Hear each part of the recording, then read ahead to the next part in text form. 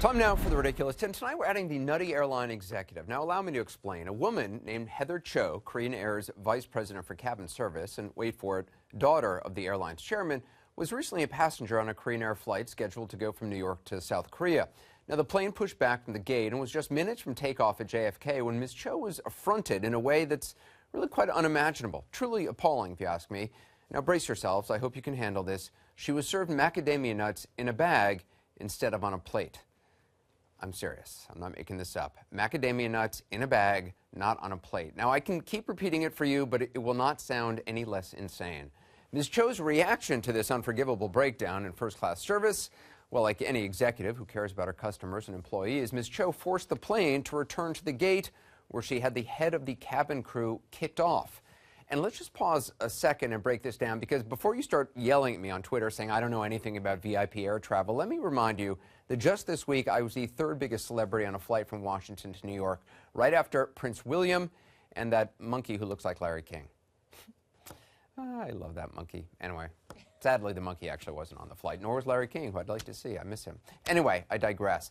I know a thing or two about proper cabin etiquette. I mean, so the nuts are in a bag, not on a plate. So what? Big deal. You got to reach down and adjust your nuts so you're more comfortable with how they're presented. We've all been there, honey. I know what it's like, Ms. Cho.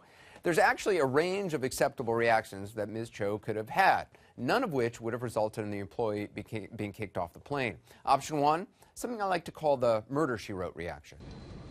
Oh, miss, I asked for white wine with my Dover sole. See, now, did you notice how calm and polite Angela Lansbury was? And she was on a plane with a murderer. She was investigating a murderer, and yet she was nice. All right, the next option, the Elaine from Seinfeld reaction, slightly more tense, but still, I think, within the boundaries of acceptable behavior. Excuse me, I didn't get a meal. Are you sure? Yes, I'm sure. I would know if a tray of food had been served to me. Would you? Yes.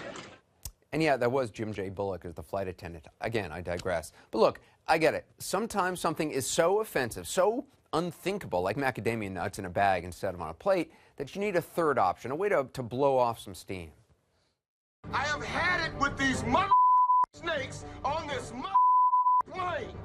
That's right, the Samuel L. Jackson reaction. Even that would have been better than bringing the plane back to the gate. As for Ms. Cho, her actions delayed the flight by about 20 minutes, which doesn't actually sound very much for doing that. And after the story sparked outrage throughout South Korea and much of the world, she resigned some of her duties, though she's apparently keeping her title at Korean Air.